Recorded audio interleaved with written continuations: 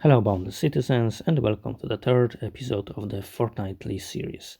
I am Boundmore, your host and your guide through the community, news, and dramas, as well as my own in game virtual life. So, let me take you on a short trip covering the second half of March, where you'll be able to see the latest bits from the Monumental, changes in the Boundless guild and network landscape, as well as witness the effects of my building search. Before we jump into it, consider liking this video and subscribing to my channel for more regular news and updates in future. It only takes one click. Okay, without further ado, let's jump into it.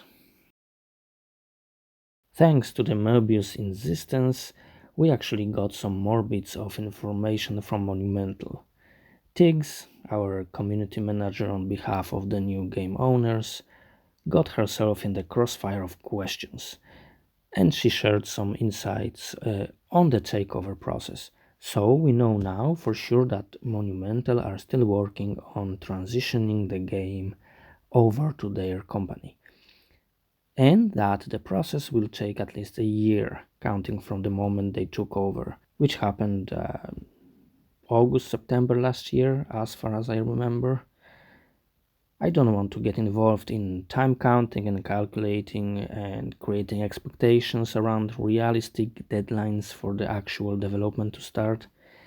Read it any way you want yourself, but don't expect anything happening before Christmas. It might well be that we'll have to wait until the same time of the next year, so March, April. One thing hasn't changed for sure: we need some more patience before Boundless sets on its new path, and I strongly agree with No Need a Pop that we have time to play, enjoy the game, making friends. Doing anything else than that will be self-harming. The game will catch up with us eventually, so let's enjoy it. And now to in-game events. As I mentioned in one of the previous episodes, Vikings Network took GTG's spot in TNT Main Hub. I truly hoped GTG would continue sooner or later, but we know now that it's not to be. Planet That's Good is gone, so is the guild. It's official now and it seems final. Good to see at least that Nick is still around, enjoying more relaxed playing time. Many of us know how the most favorite game can become a nightmare if it becomes a job rather than entertainment. Well, Nick, I wish you all the best. I wish you more joy from playing Boundless now, and thank you for doing such a great job for the entire community for so long, especially during the quietest Boundless time before it was sold to the new owners, when the very game's future was in doubt.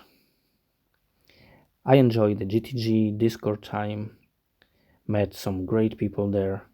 I bought plenty Forge tools in GTG main hub, raided different guild members' shops. I even participated in some high tier hunts and also used experience farming worlds they had. I did it for all my alts, and I regularly gathered on GTG sovereigns. GTG was awesome on so many levels.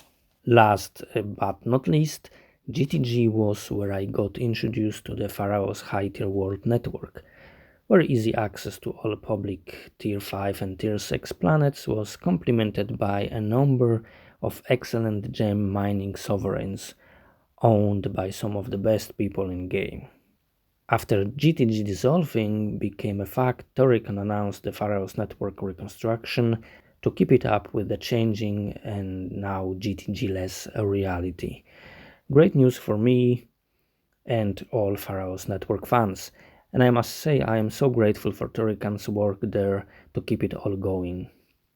I swiftly reached out to him to connect my sovereign little home to his main hub on Finata, not without little trouble.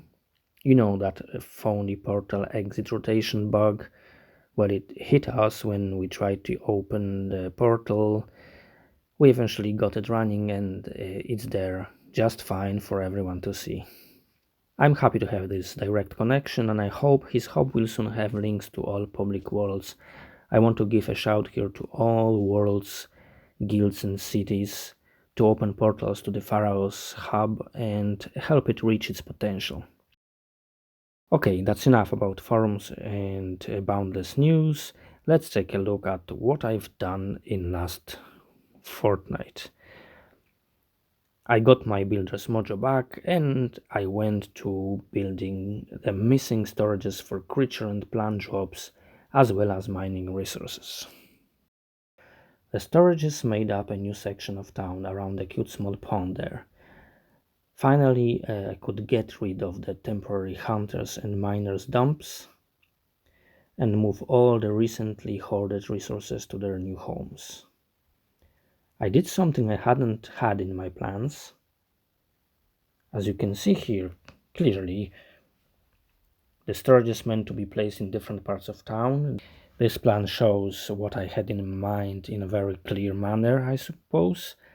So instead of squeezing all them storages in parts of existing streets and quarters, I laid down a new road, got the street lights and whatnot, did some chiseling, and I created a new quarter. This is a new beacon actually.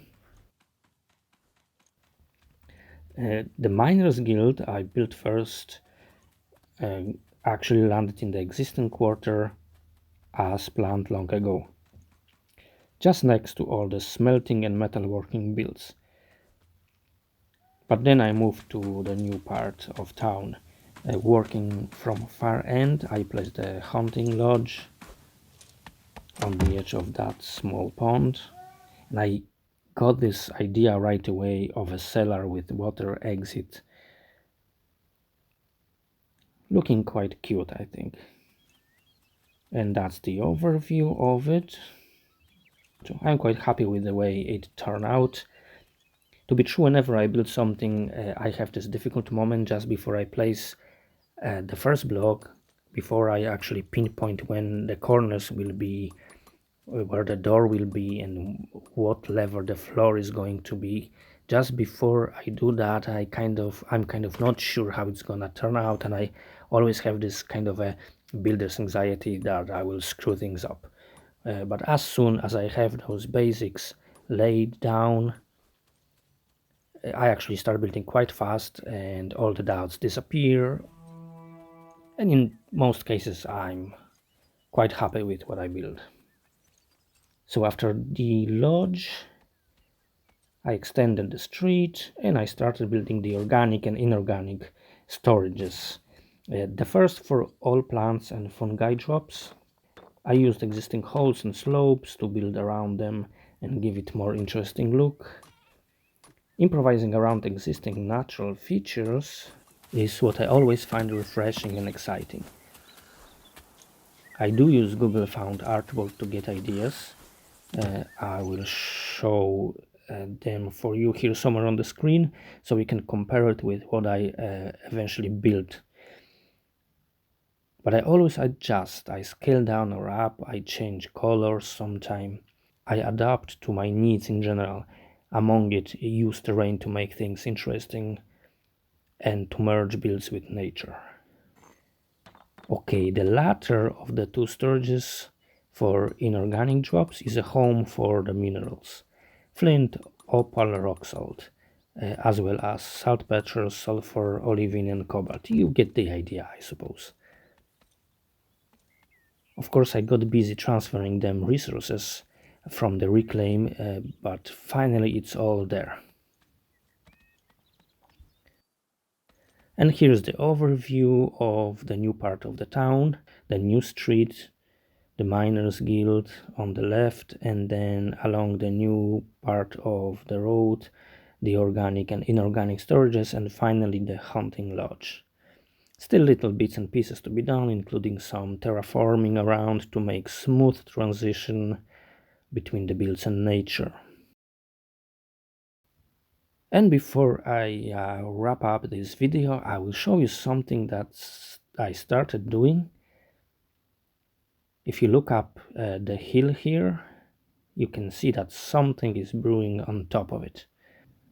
This is going to be something that I will definitely enjoy. It's more of a decorative part of town that won't have any particular function like crafting or a storage, but it's very important to create this whole feel of medieval fantasy town.